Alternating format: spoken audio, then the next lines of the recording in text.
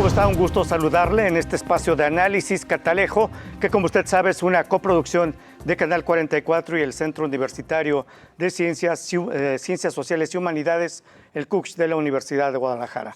Muchas gracias por estar con nosotros y en la emisión de hoy hablaremos de los estudios de género en la Universidad de Guadalajara y también hablaremos de las transformaciones del trabajo hacia las sociedades de los cuidados. Para ello hemos invitado a la doctora Raquel Edith Partida Rocha. Ella es profesora e investigadora del Departamento de Estudios Sociourbanos del CUCH. Doctora, bienvenida, gracias. Muchas gracias, buenas tardes. Gracias por estar con nosotros. Buen día. La doctora Beatriz Adriana Bustos Torres, también profesora e investigadora del Departamento de Estudios Sociourbanos del CUCH. Doctora, muchas gracias, bienvenida. Sí, gracias por la invitación. La doctora Lilia Estela Vallardo Rodríguez, profesora e investigadora del Colegio de Jalisco. Doctora, bienvenida, gracias por estar con nosotros. Al contrario, muchas gracias. Muchas gracias. Bueno, iniciaría preguntándoles en este primer bloque, en la actualidad, ¿qué estudian las investigaciones de género? ¿Cuál es el objeto de estudio? Doctora Raquel Edith Partida Rocha, iniciamos con usted. Bueno, los estudios de género tienen un propósito, el poder analizar las asimetrías y las diferencias que existen entre los géneros. Hablamos ahora de diferentes problemáticas que tienen los estudios entre los géneros y que hay diversos géneros, ya no solamente una dualidad de hombre o mujer, sino que hay una diversidad. Pero en esa misma dualidad de que solamente entre hombres y mujeres encontramos que hay unas diferencias muy marcadas desde el plano económico, desde el terreno cultural, desde el terreno de los derechos de desigualdad. Las mujeres históricamente, que ahorita yo creo que algo va a tocar por ahí la doctora Lilia Vallardo, pues las asimetrías históricas han sido documentadas y han sido demostradas y eso pues nos lleva a nosotras como investigadoras a profundizar y dar cuenta de esas asimetrías. Y los estudios de género en la Universidad de Guadalajara, pues que tienen ya alrededor de 20 años haciéndose investigación en estas problemáticas, pues hemos tratado desde la academia de evidenciar y demostrar cómo se dan esas diferencias y esas desigualdades y que pues son muchas y que tienen bastantes aristas y que son pluri y multidisciplinares. Muy bien. Doctora, ¿quiere agregar algo sobre este tema? Sí, bueno, en la Universidad de Guadalajara, desde luego que sí nos interesa mucho el generar conocimientos, sí, que digamos que vaya aportando cada vez más al conocimiento de esa inequidad que nosotros vivimos en nuestra sociedad y sobre todo para irla solventando. Sí, porque de ahí, de la investigación que nosotros realizamos como académicas, sí, pues se desprenden y apoyan a lo que es la realización de políticas sociales, de políticas que van a incidir en la población en general. Entonces, desde luego que es bien importante ir haciendo estudios por localidades, por grupos de edad, sí, o más jóvenes, mayores, sí, de todo este sistema de inequidad y de desigualdad que se observa, decíamos, principalmente en las relaciones entre hombres y mujeres, pero relaciones económicas, ¿verdad? Sobre todo, relaciones en los hogares, en las familias, sí, y bueno, desde luego, pues poco a poco cada disciplina va proveyendo más conocimientos para entender, para conocernos mejor como sociedad, como cultura y pues abonar, ¿verdad?, a que este mundo sea mejor cada vez. Más equitativo. Claro, más equitativo. Ahora, ¿cómo cuántos estudios de género están realizando en la Universidad de Guadalajara?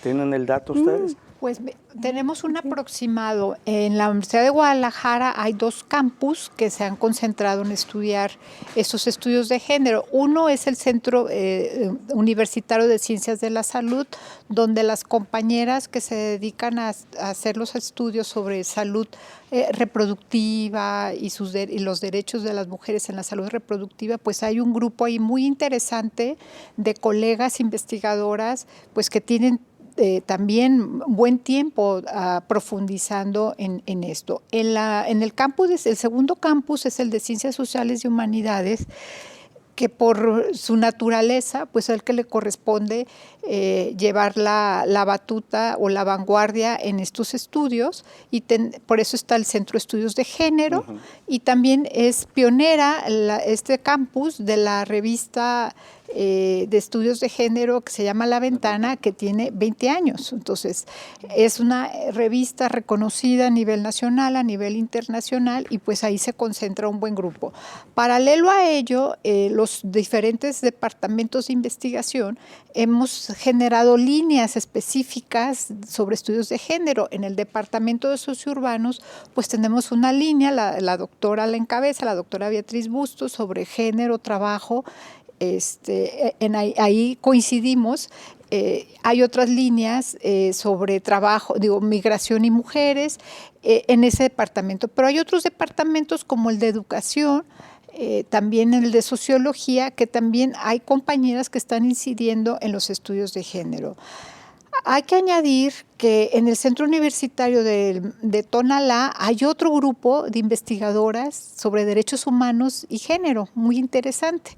Y luego nos vamos a Puerto Vallarta y encontramos más investigadoras en Puerto Vallarta, en Autlán, en Lagos de Moreno, y eso nos permite a nosotros ser en el occidente del país, yo creo, de los centros de investigación, de educación superior y de investigación, pues que estamos abriendo brecha y estamos aperturando pues este tipo de investigaciones que son tan importantes. En el Colegio de Jalisco también hay un grupo muy interesante de investigadoras jóvenes, son más jóvenes que una nueva generación, y también las profesoras de la Universidad Pedagógica Nacional, que tenemos otro grupo bien interesante de investigadoras que estamos pues haciendo alianzas estratégicas, la Universidad de Guadalajara con todas las académicas de la red universitaria, más estas instituciones que están aquí en el occidente de México. Muy bien, muchas gracias, doctora. Doctora Vallardo, precisamente le quería preguntar, ¿el Colegio de Jalisco cómo participa precisamente en esta serie de investigaciones sobre género que se realizan tanto en la UDG como en otras instituciones? Sí, claro. Bueno, ahí contamos con el Seminario de Redes Femeninas en la Historia y Estudios de Género, y bueno, donde participan principalmente pues investigadoras de todas las edades. La doctora Raquel se ha convertido en una buena amiga del seminario, y bueno, pues ahí lo interesante es que tratamos de impulsar pues a las jóvenes científicas sociales que quieren empezar a exponer sus trabajos en un espacio libre de violencia, porque eso también es muy importante, digamos, en este tipo de alianzas que mencionaba la doctora Raquel. El poder, pues ahora sí que unirnos como mujeres en este tipo de trabajos académicos. Y entonces, bueno, ahí hemos conjuntado, aparte de, bueno, esta línea específica de estudios sobre mujeres y de género, este espacio, ¿no? Donde pues también tratamos de aportar algo a la discusión a estos temas. Y bueno, yo agregaría lo que ya comentaban las doctoras, ¿no? El género como teoría, pues lo podemos aplicar prácticamente a cualquier estudio social, ¿no? Entonces, por ejemplo, antes de venir para acá, yo eché un vistazo a todas las ponencias que se van a dar en este seminario para ver un poquito la temática, ¿no? Entonces, el género tiene que ver con cuidados, maternidad, violencias, arte, ¿no? También podemos aplicar esta teoría de género al análisis de una obra artística o de la historia del arte, a la pedagogía, la política, las infancias, desigualdades, como también ya se mencionó aquí, representaciones, imaginarios, migraciones, ¿no? También es muy importante interpretar todo este fenómeno mundial de las migraciones y su impacto, por ejemplo, en cuanto a cuestiones de género, ¿no? Cómo se relaciona con el género, en fin, los medios de comunicación, aborto y derechos reproductivos, identidades, incluso los mismos espacios como bueno, más adelante posiblemente podamos platicar, los espacios urbanos, los podemos analizar con una perspectiva de género, ¿no? Entonces, pues eso es lo que estamos intentando hacer en el Colegio de Jalisco y bueno, entablar un diálogo con otras instituciones tan importantes como la Universidad de Guadalajara. Muchas gracias, doctora. Vamos a hacer una pausa breve, la primera en este espacio de Catalejo, ya volvemos.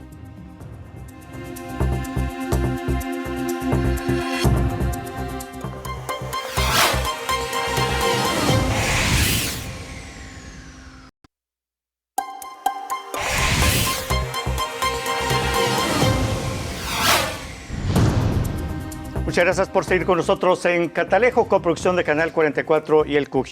Una pregunta para las tres doctoras.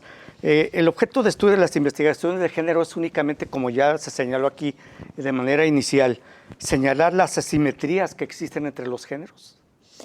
Es el principal, se puede decir que es el principal, porque no se visibilizaban esas asimetrías. Pensar científicamente en la actualidad, antes se creía que las ciencias pues no se percibía y no se entendía que había una diferencia para hacer ciencias. Y ahora encontramos que sí hay diferencia para hacer ciencias y que esa ciencia actualmente, epistemológicamente, pues nos está demostrando que hay manera de hacer preguntas de investigación con perspectiva de género que sin perspectiva de género. No es lo mismo una pregunta en ciencias sociales que en una pregunta de investigación con perspectiva de género. Cambian totalmente los escenarios y las preguntas y las hipótesis, ¿no? Entonces, el objeto de estudio es muy complejo. Es la ciencia feminista, la ciencia de estudios de género es nueva, son muy nuevas. Tendrá de la década de los 70 a los 80, básicamente, y hay autoras como Evelyn Fox-Killer, que es una bióloga que demuestra cómo hacer la ciencia desde los parámetros de las diferencias de género. Y algo que ella pone hincapié es que el cerebro de las mujeres y de los hombres no son diferentes, sino que se nos ha impuesto socialmente un estereotipo de que la ciencia debe de ser contemplada para un grupo de estudio que son los hombres, y entonces a las mujeres estábamos siempre como en segundo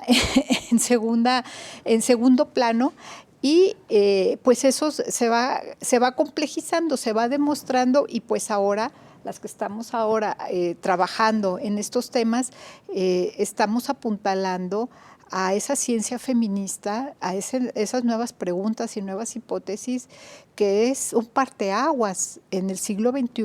Hablar de ciencia feminista es algo muy novedoso, innovador y difícil de entender para muchos y para muchas, ¿no? Pero bueno, eso es lo que nos toca a nosotras, abrir el debate y hablar en esos términos, ciencia feminista. Y es que simplemente hablar que todo hay que verlo o analizarlo, o incluso verlo con una perspectiva de género, a mí en lo personal me parece muy complicado, ¿no?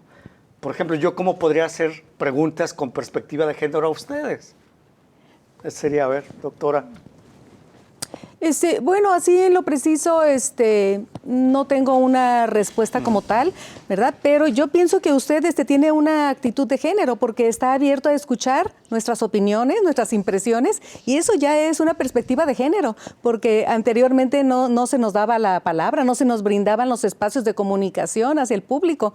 Entonces, digamos que en ese sentido, desde luego que aquí estamos observando una perspectiva de género, una apertura hacia escuchar, ¿verdad? Sobre estos en este programa temas. Siempre ha habido apertura para las mujeres, siempre buscamos que haya mujeres en todos los espacios. Sí, entonces digamos que lo que se menciona como un enfoque o una perspectiva transversal de género, sí, eso quiere decir que los diferentes aspectos de la vida y de la sociedad, la vida en sociedad, debe ir permeando, sí. Entonces, en este sentido, vamos a hablar, por ejemplo, de la economía a través del trabajo, sí. Podemos hablar desde el punto de vista social, que hay políticas sociales sociales que inciden más sobre ciertos grupos sociales, sobre mujeres o sobre hombres, ¿sí? Entonces, desde luego que ahí incide una perspectiva de género y así podemos ir dando mucho más, profundizando, pero sí, el tener una perspectiva transversal es que debemos tener presente la variable y el indicador de género, ¿sí? Además de otros, ¿verdad? Pero que siempre esté presente y no invisibilizar y tratar de neutralizar o de naturalizar que todos somos iguales porque en la Constitución lo dice, ¿sí? Porque en los hechos y en los resultados no es lo mismo. Sabemos que hay grandes brechas que se le mencionan brechas de género, sí, en salarios, en bienestar, en condiciones de vida, en posibilidades, ¿verdad? En oportunidades. Sí. ¿Verdad? Hace rato la doctora Vallardo precisamente mencionaba cómo se puede analizar la ciudad, incluso lo mencionó con una perspectiva de género.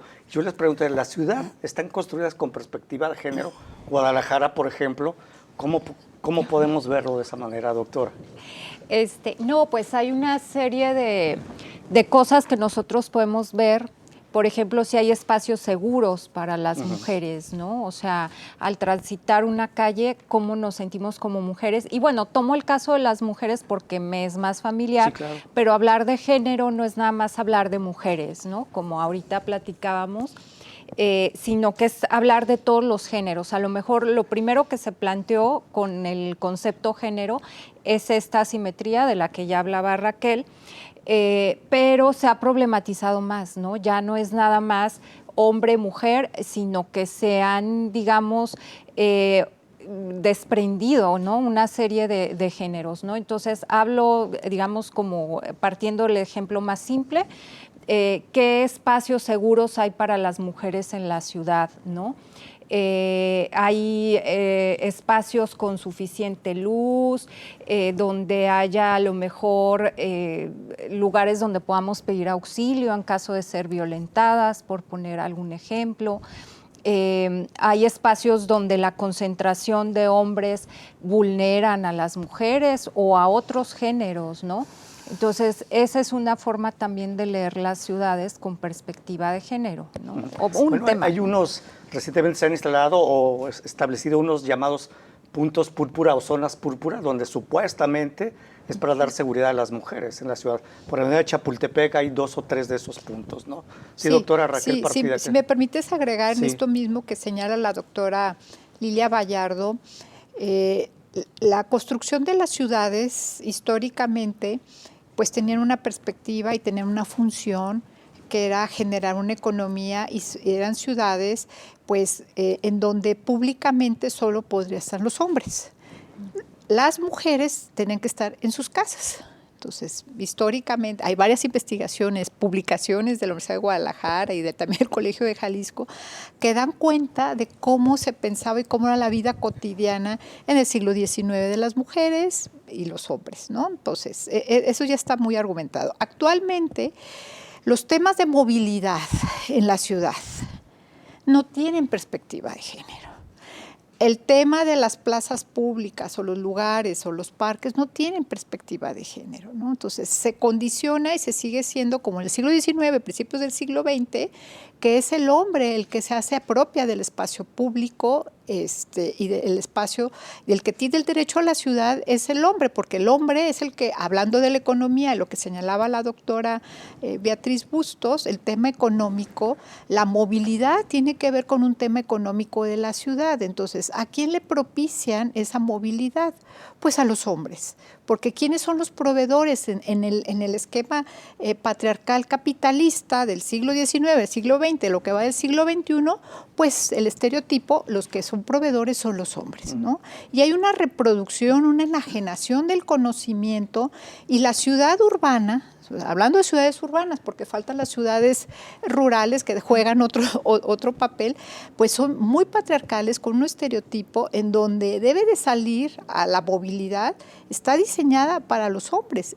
Y luego les vota o les resalta porque la movilidad no solamente son hombres, salimos también a trabajar mujeres y ahí hay una tensión y hay un choque y quedan cortas las ciudades y quedan cortos los espacios y el derecho de la ciudad se ve restringido y hay unas grandes desigualdades y grandes diferencias. Aparte de lo que ya se señalaba aquí, el tema de la violencia en las calles y la inseguridad que se vive, ¿no? Entonces, el sistema capitalista es muy perverso. Y este sistema capitalista, las ciudades y los centros urbanos confluyen factores económicos que hacen que se circunscriban ciertos comportamientos que genera violencia. Se generan violencias. Y no es la violencia entre un sujeto y otro, sino que todo el mismo sistema, entre los asalariados, los profesionistas, pues generan esas grandes asimetrías que también son por profesiones y por salarios, pero también por las cuestiones de género. Por eso hablamos que es muy compleja la ciencia feminista. Sí, por supuesto. Pero lleva muchos indicadores, muchas premisas que antes no nos preguntábamos y que no las platicábamos, o sea, no las discutíamos. Y ahora, siglo XXI, lo estamos ahora reforzando y viéndolo desde todas estas aristas, ¿no? Muy bien. Gracias, doctora. Vamos a hacer una nueva pausa. Permítanos, regresamos. Esto es Catalejo.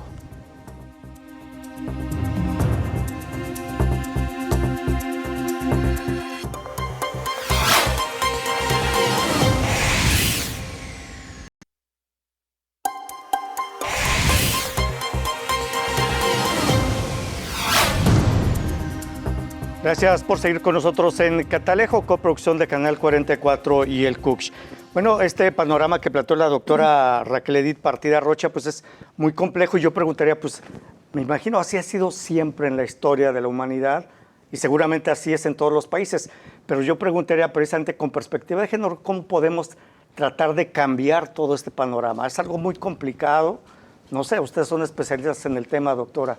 Sí, los cambios culturales en realidad son los más complejos, porque la cultura es algo que tenemos muy, muy arraigada. Quiero decir, la vamos absorbiendo desde el momento en que nacemos en determinado lugar geográfico y ese lugar, ese espacio tiene una serie de códigos, de valores, de significados que vamos a ir adquiriendo, ¿verdad? Desde ese instante, ¿sí? Cuando nacemos, pues ya se nos ponen los colorcitos, ¿verdad? Rositas, azulitos, los aretes, qué sé yo, ¿verdad? Todo eso, sí.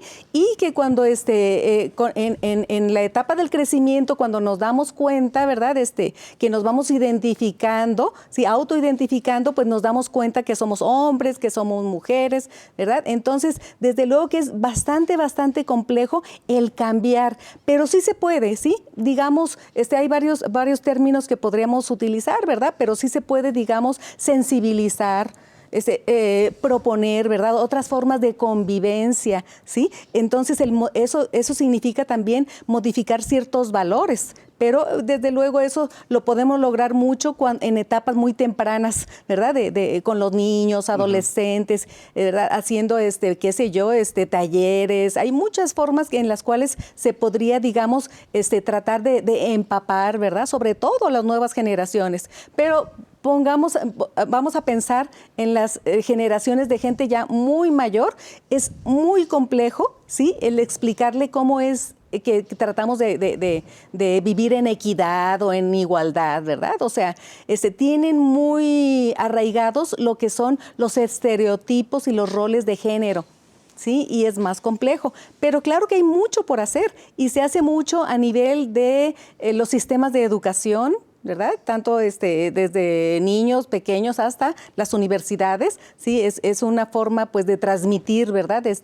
Y sensibilizar, de transmitir nuevos valores, de invitar a pensar y actuar de otra forma, sí, y hay muchos espacios que ya se registran o se están identificando como corresponsables. Es decir, por ejemplo, el medio laboral, hay muchas empresas, instituciones que están desde luego comprometiéndose, ¿verdad?, con este cambio sociocultural. Y sí se van logrando, ¿verdad?, muchos avances. Pero no es fácil, porque el patriarcado, si bien usted lo menciona, ha existido siempre, no siempre, ¿sí?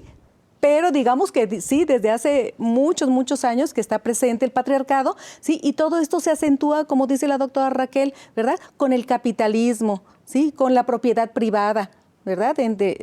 Pero afortunadamente estamos en el siglo XXI, ¿sí? Y la gran esperanza son las nuevas generaciones, las generaciones de jóvenes y sobre todo los jóvenes varones, ¿verdad? Que los vemos ya en el transporte público con sus bebés, con su pañalera, que sabemos que llegan a su casa y participan también en la preparación de alimentos o en poner la lavadora. Sí, todos esos son cambios muy importantes, ¿verdad? Porque estos jóvenes varones ya van incorporando a su vida esos nuevos valores, ¿verdad? Y eso, pues, desde luego, es muy, muy representativo de que sí se puede tener otro tipo de relaciones de género igualitarias o, por lo pronto, más igualitarias, ¿verdad? Muchas gracias, doctora. Doctora, ¿quiere agregar algo al tema? Sí, bueno, coincido, agregaría a lo mejor que también es importante atacar desde lo económico, ¿no? Algo que ha fundamentado todo este sistema es la idea, como ya se comentaba, de que el hombre tiene que ser proveedor, ¿no? Entonces, de ahí que, bueno, desde finales del siglo XIX, principios del XX, se tenga una idea de un salario mínimo para las familias, pero principalmente de un hombre que es el que va a salir a trabajar y a proveer a la familia, y de ahí que las mujeres pues tengan que ganar menos, ¿no? Porque su salario se ve como complementario al del varón, ¿no? Entonces, creo que es conocido de todos el dato de que pues sigue habiendo esa brecha salarial entre las mujeres. Entonces, bueno, también los cambios económicos y políticos son importantes, empezar a atacar estas desigualdades. Y claro, desde la cultura, como ya mencionaba la doctora Beatriz, pienso que pues también, o sea, desde la música, desde el cine, un ejemplo que a mí me gusta mucho pues ver, ¿no? Cómo nos ha construido como una cultura machista es pues el del cine mexicano. El cine de oro mexicano es profundamente machista, ¿no? El charro que domina a la mujer y demás. Bueno, pues así se construye la cultura, pero también así se puede construir, ¿no? A través de nuevos valores que nos lleguen por todas estas vías, ¿no? Por poner dos ejemplos. Así es. Pero hace falta también políticas públicas. ¿Las implementa el gobierno? Supongo que no se trabaja en eso. Habría que trabajar. En teoría, depende el tipo de gobierno y el color de gobierno. En teoría, tendrían que ellos que hacer políticas públicas orientadas a abatir las brechas de desigualdad o políticas públicas con perspectiva de género. En el gobierno de MC hay un programa, hay un plan de ataque para abatir pues las diferencias entre los géneros. Hay un presupuesto, fíjate, hay un presupuesto muy cuantioso, porque uno ve, bueno, qué bárbaro, qué cantidad. Pero luego lo hecho en la vida real, pues no se ve reflejado.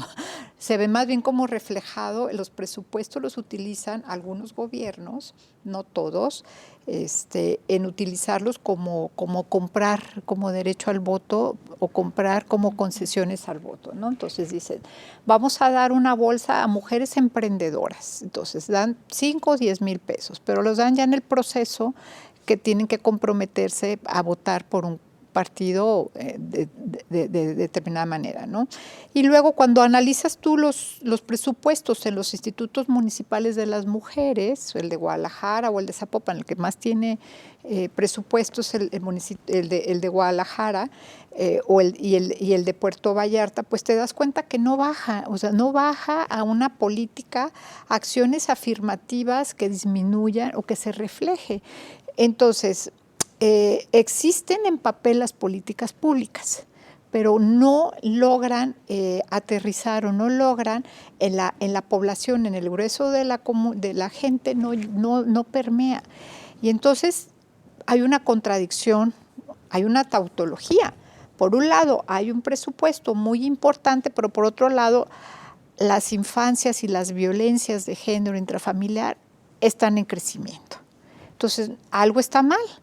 O está mal la sociedad o están mal las políticas públicas, y nosotros como investigadoras, bueno, pues cuando no hay esa sincronía entre políticas públicas y resultados en lo social, entonces algo está fallando y creemos que son las políticas públicas, ¿no? Sí.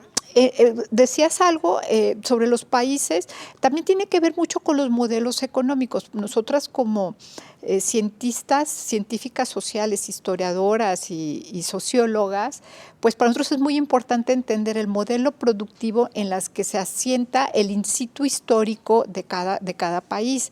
Nosotros pues somos un país que viene de un modelo de sustitución de importaciones que logra entrarse a la economía global a finales del siglo XX y se mete muy fuerte a la apertura, a la globalización, y es ahí cuando empieza a cambiar un poquito de decir, vamos a meter más a mujeres porque lo requiere el mismo mercado.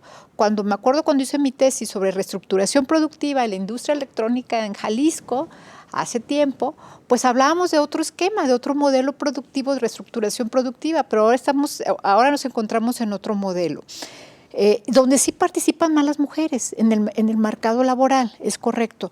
Pero México, como un modelo de sustitución de importaciones, de una economía de tercera escala, se puede decir, no tiene un modelo de Estado benefactor como son los países europeos. Y entonces los países europeos, un Estado benefactor, cuidan y buscan los equilibrios de generar políticas de igualdad de género porque su mismo sistema económico se los permite. Nosotros no, nosotros ni siquiera tenemos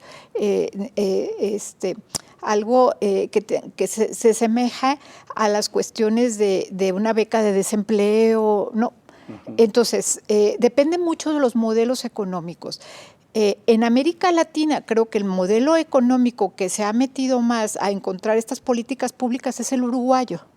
Uruguay se ha encontrado las políticas de conciliación de cuidado, lo que habla el libro, Chile un poco, pero México vamos tarde porque no se ha logrado compatibilizar o entender que estamos dentro de un modelo económico global, que pasamos de una situación de importaciones a uno transnacional, se puede decir, a uno que pues estamos como haciendo en las rodillas, estamos haciendo como que responder, ¿no?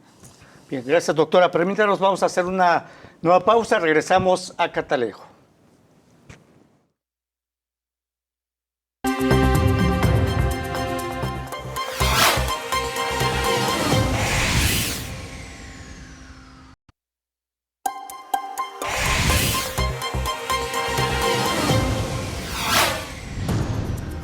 Continuamos en Catalejo, gracias por seguir con nosotros. Bueno, varias preguntas ya al inicio de este espacio. La doctora Raquel Edith Partida mencionaba que los estudios de género no nada más es hablar de hombre y mujer. Yo les preguntaría a ustedes como especialistas sobre qué también se hablan los estudios de género y sobre todo por qué son importantes las políticas de igualdad de género en México y en Latinoamérica. Doctora, iniciamos con usted. Sí, así es, sí. Todo lo que son los estudios de género, perspectiva de género, hemos recalcado, sí, no se refieren únicamente a las mujeres, sí, porque esto, digamos, ha sido una trayectoria en donde sí, originalmente se hablaba de estudios de las mujeres, sí, y bueno, hay un tránsito en los discursos, argumentaciones, sí, en donde la perspectiva de género, sí, se trata de incluir, ¿verdad?, a los diversos géneros, ¿sí? Y se reconoce que no nada más están presentes el género femenino y masculino, sino hay otras identidades, ¿sí?, que se nombran de diversas maneras, ¿sí? LQ más, y así muchos signos de más, ¿verdad? No menciono, pues, porque seguramente que no voy a incluir todos, porque ahora hay muchas denominaciones, hay muchas identidades, ¿sí? Entonces, mientras que haya una identidad de género diversa que se autonombre, pues la vamos a reconocer como válida, ¿verdad? ¿Sí? Y bueno, ese no es el punto, pero también lo que es muy interesante es que sí se tiene en cuenta y se está haciendo visible el nuevo rol de los varones, de los hombres en la sociedad, ¿sí? Y a eso, bueno, desde la sociología y otras disciplinas afines se le llaman las nuevas masculinidades, ¿sí? Así tal cual, en plural. ¿Por qué? Porque es la oportunidad de mirar la masculinidad de diversas formas, en diversas manifestaciones, ¿sí? Y no como lo tradicional, ¿sí? Lo más ortodoxo, que pues es el hombre con modalidades masculinizadas, agresivo, fuerte, grande, con voz gruesa, todo eso que es el estereotipo, ¿verdad? Del hombre masculino, ¿sí? Y bueno, entonces seres masculinos hay muchísimos, o sea, hay tantos hombres como podemos ver, ¿verdad? Entonces, desde luego que las nuevas masculinidades es entender, ¿sí? Que no nada más a través de ese machismo, de esa figura de machismo, se es hombre, ¿sí? Se es hombre siendo sensible, mostrando emociones, colaborando con las tareas domésticas, se es hombre compartiendo la economía en el hogar con su compañera, o sea, como proveedores ambos, ¿sí? Y bueno, es, digamos, la lectura un poco en resumen de lo que es las nuevas masculinidades, y es todo un enfoque también epistemológico que se desprende también del feminismo. Esto es muy interesante, ¿sí? O sea, el feminismo no excluye, ¿sí?, a los varones, sino que al contrario, es una puerta de posibilidades para entender las nuevas formas de manifestar la masculinidad. Muy bien, gracias. Doctora Vallardo. Sí, bueno, yo pienso también el feminismo es una postura política en sí, así como hemos estado hablando de género, es bueno, una teoría que nos permite explicar todos estos fenómenos de inequidad, todos estos fenómenos de aparición de nuevas identidades y aceptarlas y reconocer sus derechos, ¿no?, en la sociedad. Y a través del feminismo, pues es una postura política donde se lucha precisamente por todos estos cambios, ¿no?, y por sociedades, yo pienso, más equitativas, realmente democráticas, ¿no?, que incluyan precisamente a todos estos grupos excluidos históricamente y violentados, ¿no? Entonces, son una serie de cuestiones que pone sobre la mesa tanto la teoría de género, que hay que diferenciarla también, del feminismo como tal, ¿no? Sí. Quería tocar el tema también de las violencias, doctora. Sí, por supuesto. Bueno, pues nada más agregar pues que efectivamente como resultado, ¿no?, de todos estos procesos históricos ha habido grupos muy violentados. Hemos hablado principalmente de las mujeres, pero también hay grupos como los transexuales, los homosexuales, que, digamos, víctimas de estos procesos históricos han sido violentados, ¿no? Entonces, los estudios de género nos permiten ver también estas violencias y erradicarlas, ¿no?, a través de estas nuevas culturas y mentalidades que, bueno, pues precisamente tratan de construir nuevas formas de comportarnos como personas, ¿no? Sí. Ahora, cuando ustedes realizan sus investigaciones y las concluyen, las muestran a gente de gobierno para que mediante estas investigaciones que ustedes realizan se puedan elaborar políticas públicas que realmente beneficien, porque ya lo dijo la doctora, es que las políticas públicas no funcionan, pero no funcionan porque a lo mejor no les hacen caso a sus investigaciones. ¿Qué pasa en este tema, doctora? Bueno, sí se les muestra, sí se les indica, pero no escuchan, no leen. No hacen caso a los investigadores o a las investigadoras, ¿no? Ellos en su terreno y en su confort dentro del gobierno, muy raras ocasiones toman en cuenta los puntos de vista del expertise de la academia, ¿no?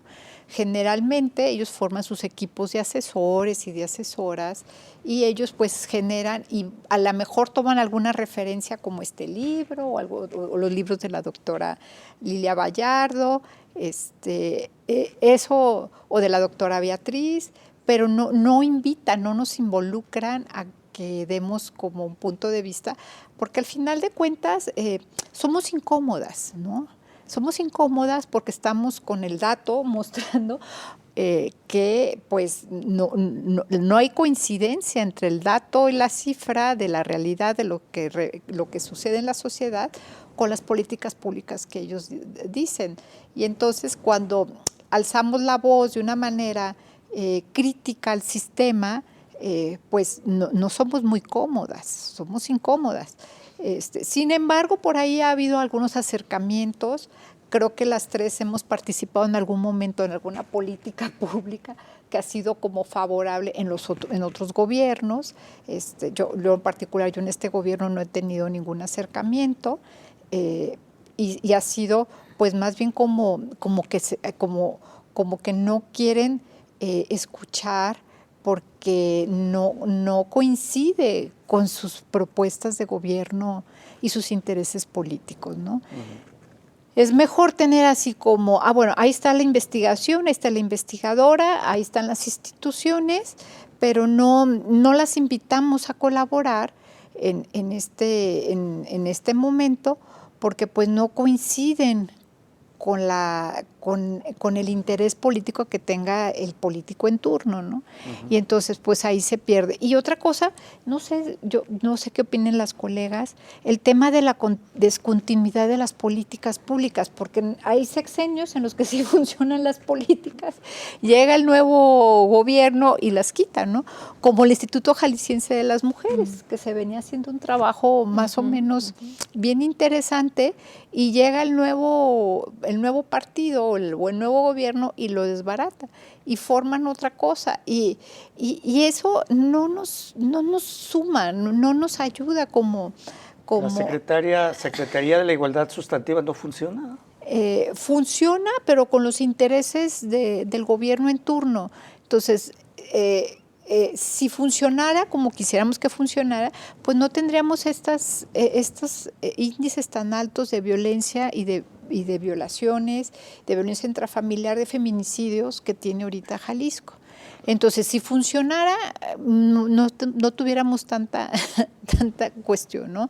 Donde sí funciona la Secretaría es en motivar cursos de pinturas de uñas, modelaje, o sea, tienen una cuestión muy de estereotipo y no de políticas públicas que beneficie a la mayoría de las mujeres, sino que como un fin es más partidista. Está trabajando reafirmando estereotipos, ¿no? Estereotipos se reafirman. Bien, gracias. Sí, permítanos, doctora, regresando del corte, claro, le sí. doy la palabra. Vamos a hacer una pausa, ya volvemos a Catalejo.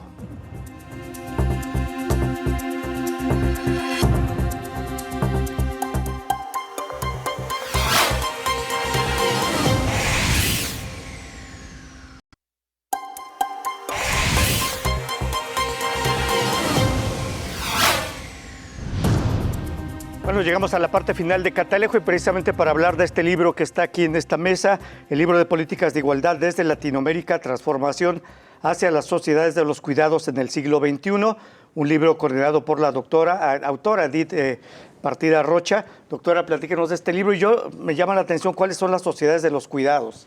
Bueno, son las sociedades del futuro, en donde ya se confluye Estado, la política del Estado, las empresas, las instituciones, la familia, en que todos nos tenemos que cuidar con todos. Para mí me gustaría más bien que opinaran las compañeras. Que los cuidados no nada más recaigan en la mujer, sino en todos en general, ¿no? Es una sociedad, es un complejo, es un nuevo mundo, es el futuro.